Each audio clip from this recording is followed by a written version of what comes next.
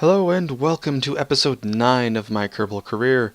This time we're starting off on the launch pad with the Moho Everything vessel. That of course is designed to go to Moho, although there are indeed a few complications.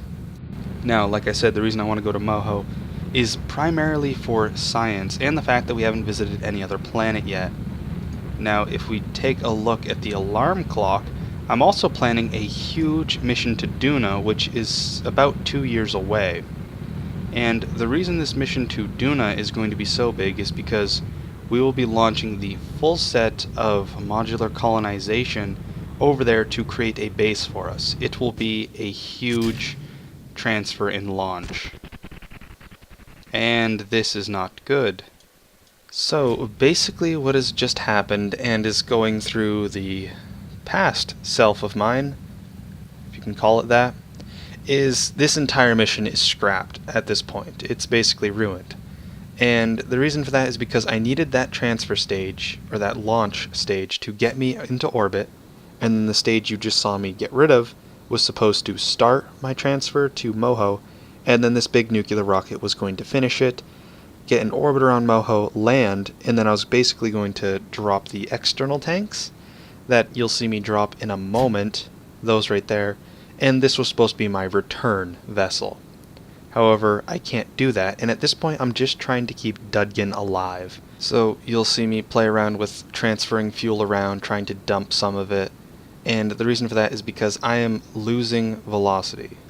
Well, I'm technically gaining orbital velocity on the nav ball, but I don't have a high enough thrust-weight ratio to keep going up, and I won't get into orbit before I reach my apoapsis and start falling. As you can see, the time to apoapsis is going down. So I'm pretty much trying to do whatever I can to get this thing to have a 1.0 thrust-weight ratio. That way I can start ascending rather than descending.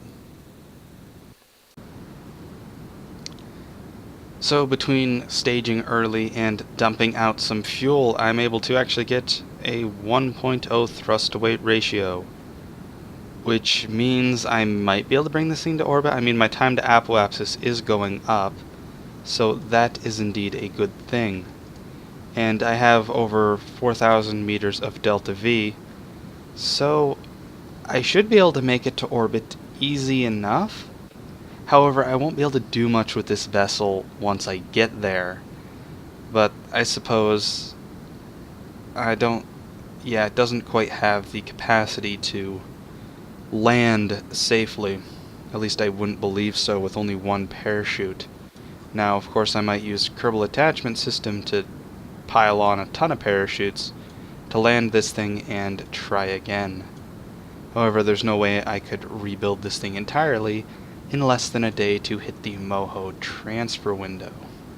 So, Dudgan has successfully made it into a stable orbit with this vessel around Kerbin, and that's all he's going to be doing since we only have a few hundred delta V left.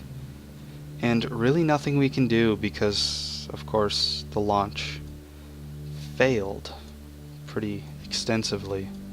Now, of course, I could refuel this and send it about landing, but I'm not entirely sure yet. Since there are no docking ports, I can't really attach anything extra to this vessel to make it so that that can kind of pull it along. Plus, of course, it lost its landing gear in that larger fuel tank stage anyway. So, this will probably just be deorbited at a later time when I can attach more parachutes, so that of course I can recover the entire thing. And the thrust-to-weight ratio on the surface is actually over 1, so a few more parachutes plus the help of that engine, and I should be able to successfully land it. But hopefully in a brighter light, we have the rover launcher with a couple of small rovers that have some lights and some wheels. Now the wheels are blue because they are the squeeded wheels from Hooligan Labs, however you would pronounce that. And basically they stick to things, although I will not be using that because it makes them do weird things on the moon when they stick to it and you start driving too quickly, because you basically get perfect traction on the moon without getting the gravity, so it's so much easier to hit a bump and fly, literally. Now, even with better design and more successful launches, it does not stop the old me from recollecting on past events. Now, as it comes to the point where I need to stage away, I have learned from past mistakes. As you can see, we have Sepatrons that now safely remove our additional engines from the hazardous close quarters environment of destroying the engine down below, which was the fatality and pretty much the complete scrapping of the Moho mission because we lost our orbiting stage, basically. The entire thing that was supposed to get us into orbit just got destroyed and was made useless. So, of course, we just have the rest of this launch be standard finish our orbit, stage out, and burn toward the moon, and eventually get an encounter once we select the moon, and set an alarm so that we can be informed when we get there. And of course, our rover has made it to the moon. Now, the reason I needed the alarm was I was just designing more vessels, building some things, thinking of what to do out in the Space Center, or at the Space Center. So I wasn't paying attention to this thing, otherwise I could have just followed it to the moon. Anyhow, we are getting into an orbit right at about the periapsis, which is going to be around 80 kilometers, because I need to pick a location. With previous vessels that have landed on the moon, I didn't need to pick a location because I wasn't looking to farm Kethane. However, the purpose of these rovers are indeed to bring me down to the surface, check out the terrain to make sure it's not on a really big slope, or anything that would cause me annoyance while trying to mine Kethane, because a slope would make it very difficult to land some of the taller vessels that I plan to attach to the base, as well as just be overall irritating to land on because it's a slope and not flat terrain. And as I'm coming in for my landing, I forget that planets tend to rotate, so I just have to create a quick maneuver mode? No, I believe they're called maneuver nodes. But, as insulting as I can be to call them that, they sometimes don't work, so I guess it's fair. Anyhow, I correct my maneuver node, and I just come in for a normal landing. Well, of course, not actually landing on the surface of the moon, but just coming in less than about 10,000 meters so that I can kill my horizontal velocity and land whenever I want to, versus dedicating myself to hit the ground somewhere. So, skipping ahead to a very slow and tedious landing, we have me just slowing down at the last stretch of my landing spot. Of course, with still over half the fuel in my fuel tanks. Or, yeah, 3 smallish medium fuel tanks. 2.5 meter parts. But I land and realize this is wicked slopey, and if I try to bend the arms with the rovers on them, it is more than likely that the thing would flip over. So what I decide to do is hover a little bit further away from my initial landing spot to somewhere that's a little more flat. This way, when I extend down the arms of the rovers, I do not break them. And of course, there are some times where you just can't resist getting those awesome thumbnails because this scenic shot is just too perfect. And of course, aside from grabbing a decent thumbnail from that, I just bend out the 2 rovers and drop one off. And of course, here we go. And the lighting is bad, I know. I'll fix this momentarily. Now the rover got stuck in the landing leg a little bit, but with all the RCS it was easy enough to get it back out and working. And I'm not going to drive these around just yet. I'm going to park them and play around with them once I get the second one landed. As you can see, I can just kind of bend this rover back in the center, and the center of mass remains close enough to the center that it doesn't mess with this vessel's ability to fly.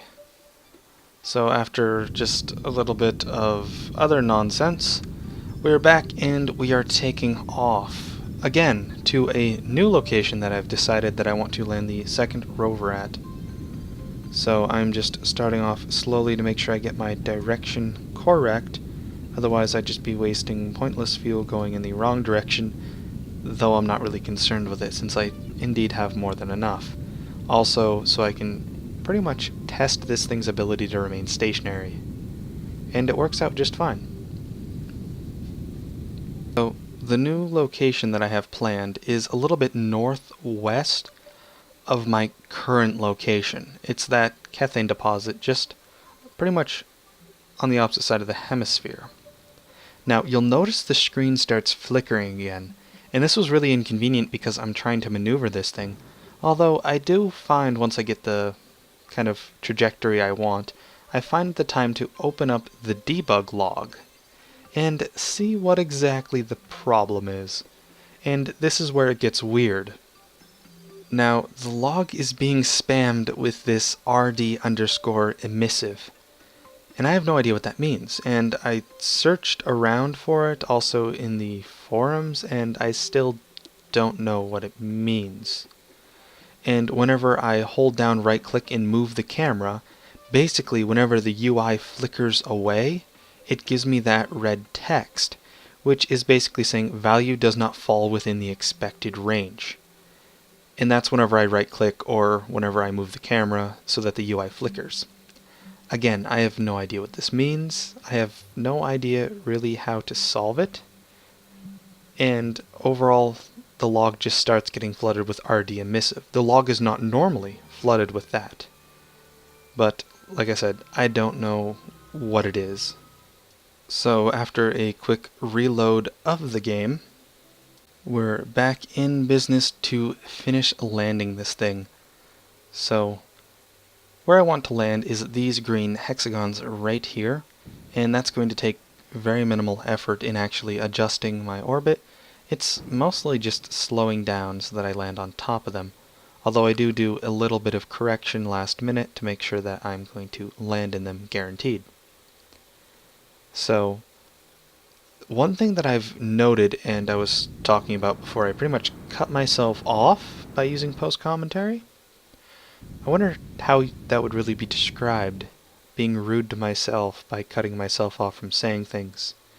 Anyhow, what I was talking about is it might be actually a concern about how quickly I drain the resources in a hexagon, seeing as how the hexagons will hold something like 405,000, 800,000 kethane. And I created a tanker that had basically a giant procedural kethane tank that held 89,000 units of kethane. And that is a huge amount. That would actually be around a third to a fourth of a kethane deposit that you would normally find on the moon. So after rotating this thing around, getting it level and set, I can just decouple it from the craft just like the last one. Now, the reason that I don't necessarily want to be using these special squeeded wheels is because of how they work. Now, you can see I have perfect traction, and the reason perfect traction isn't good in low gravity environment is you get going very quickly, and you can flip your vessel over very easily. Now, the only reason I really demonstrated this was because I have more than enough RCS to flip the thing back around. But the squeeded wheels are useful, just as well as they can be destructive. And if you see me turn on the force, you can see the craft lower because they basically kind of increase the craft's weight. They work very strange. They make you very sticky to the surface. So you can see that traction and top speed is much easier to get with it enabled. And of course, this probe-powered vessel runs out of electric charge and is just going to be stuck here on the moon with maybe as like a little fuel source. Not really much purpose of it currently. With the first launch in this episode being the defining and theme-setting launch of this episode, we can see once again things did not go as planned. I have a rover wheel here along with a few other rover parts that once belonged to the rover we just set down on the moon, only less than a kilometer from its landing site. Now I have the second rover that I switched back to, and I'm driving this thing along the lunar surface. Now what I'm aiming for is a crater that looks as though the bottom of it may be flat enough to set up a base. So, closer to the bottom of this hill, it does look pretty nice, and ultimately I think that this will be the place I pick, but it really depends on what the crater looks like once we get down to it. Now, for the crater, I decided I'm going to just kind of roll on into it at hopefully not too quickly of speed. And my idea was to brake at the edge of the cliff and then look over it. However, brakes don't work quite as effectively on the moon. So instead I just go straight off the edge, and I try to use RCS to stop myself, and accidentally used it to speed myself along off the edge of the cliff. But I use RCS to slow myself down and land back on the ground safely. So now I can just roll down into the pit. Now, down in the cliff, I decide I don't really care for it all that much. So, flipping my rover back over after having flipped it over, I decide to start heading on back up the cliff's wall, using my RCS, of course, to fly up there, because I want my base set on the edge. Anyhow, as I was saying, I do prefer this area on top of the crater. So, basically all I did was crawl back up using my RCS system, which can actually lift this rover up, surprisingly.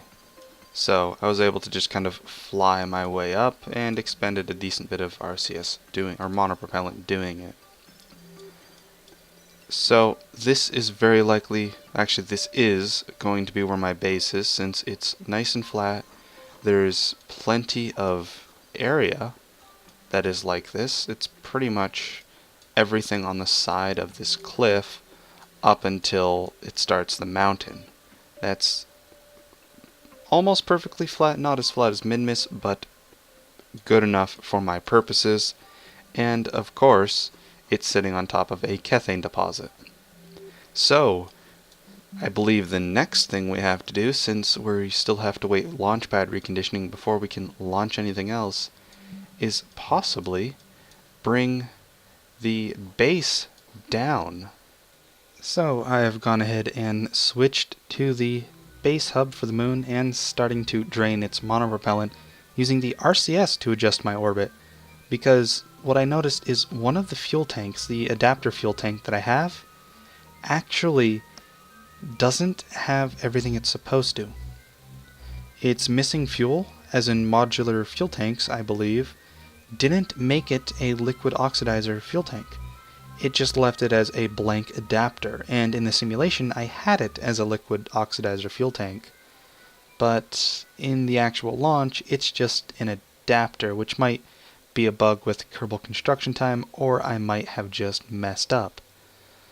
Anyhow, I am shy about 300-400 units of liquid fuel, so we will see how that goes. And I'm also hard-headed enough to decide I'm going to land, even though I'm missing around 300 delta V. So you can assume how that goes from the theme of this episode set by the first launch. So what I'm doing here is just some last minute things I need to do before I land. Basically make sure I'm targeting the right thing. I'm actually using liquid fuel at this point to finish slowing down my orbit and correcting it, because I want to save the last bit of monopropellant so that I have two sources of thrust when it comes down to the final bit of landing. However, again, that's the plan, and things don't necessarily follow my plans, especially not in this episode. I'm just pretty much a big bad luck charm. But I start burning full throttle to cancel out my delta V, so I'm expending a lot of fuel, and I'm not necessarily canceling out my delta V. As you can see, I'm actually using my monopropellant early because I really need to drop my delta V, but I'll let my other self talk to you guys. So, since at this point in time it's too late to turn back, I have a bad feeling about this. Mostly in the idea that my current surface velocity is about equivalent to the amount of delta V I have.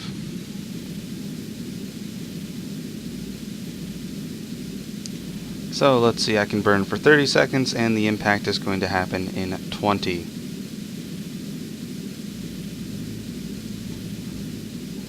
Well, wherever we end up is where we're landing, whether or not that be alive or in one piece. Seeing as how this fuel tank should have had fuel in it, but I guess that was just a mishap on my part. Okay, so the term suicide burn is actually very strong in this regard. Mostly in the idea that I have no choice. Need to cut velocity and try and save it for literally the last few seconds.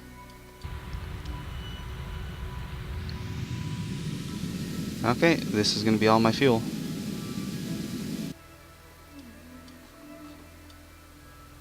Let's see what happens. What? The bending?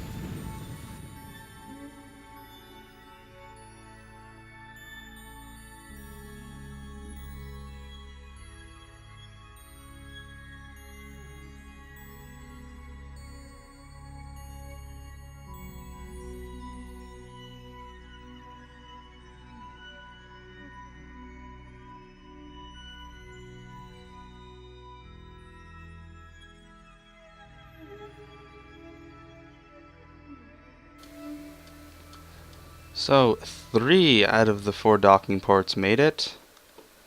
It appears all 4 solar panels are here. And only a few legs. What if I just...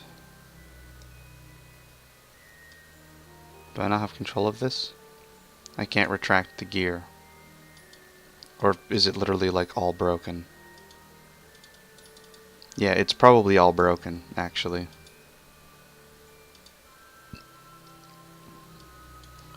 Okay, so we're quite a few kilometers off. We have a almost entirely broken... Actually, how much damage did it sustain? It's only a few landing gears, but I mean, I can attach new ones with the Kerbal attachment system. Hasn't lost any of its radiators, batteries, or solar panels. I mean, for the most part, this is still fully functioning.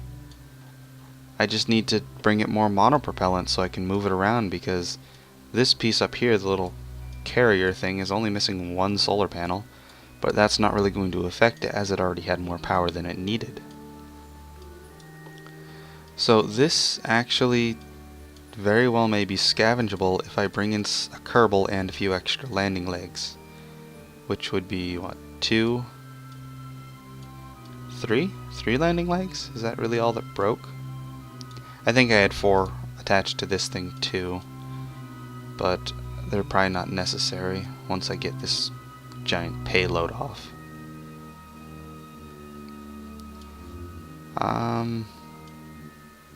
Yeah, so I'm just going to leave this as questionable to whether or not we can scavenge it. But I'm thinking if I bring a Kerbal in and I start repairing these things, well, for the most part, not a lot's broken. And that one docking port on the side I could just use to use claw attachments, or just use it as a flat space for Kerbal attachment system winches and other pieces like that. And of course when I get RCS and such, I can actually move this thing. Oh, would you look at that. I am currently on a collision course, and leaving to the Space Center would revert everything. I don't want to revert everything. I mean, I crashed. I don't want to go, oh, quick save, reload, fix the crash, try again. I mean, I screwed up because I tried to do this landing without all my fuel. I'm not on a collision course. Stop telling me I am. This thing is crashed. The end. Look, it still thinks it has impact time. Great. If I had monopropellant, I could pick this thing and lift it up, but I don't.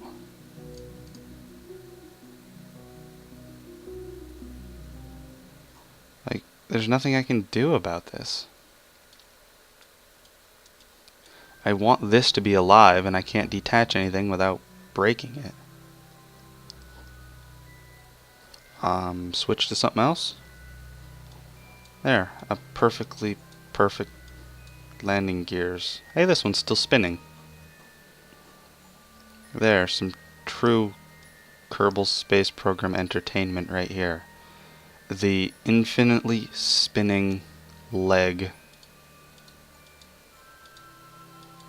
It does not need to adhere to realistic physics because, I mean, this is Kerbal Space Program.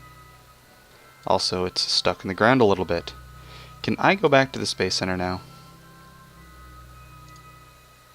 Thank you. Thank you very much. So, I did a couple more contracts. That got me 400 more science to get me 1,000, which I'll be spending on the next tier of electrics upgrade, so I can get those heat nozzles. But I didn't go over these yet, so I figured that I would. Got the KR2 splashed down on Kerbin, literally just rolled a rover over the edge, and it was easy. Of course, this has all taken a couple of days, so you see the time is down about 30 days. So, discard, that was part of that being broken from this one, which was test a rocket in flight. These were the Mooner ones, each worth about 248 science, and there were 3 of them, so it was quite nice. Science data from around Kerbin, which is the one I picked up on the way. Engine cluster orbiting Kerbin, again that was the previous launch, and that was just completion. So what I'm going to do is take care of the research I want to get and unlock, which, like I said, is going to be basically the rest of the electrics upgrades. So with that, it brings us to the end of this episode, which we literally had every single launch, landing, or driving rovers around that we tried to do fail us and break in some way or just not work. Anyhow, thank you all for watching. I'm PTT GRW, signing out.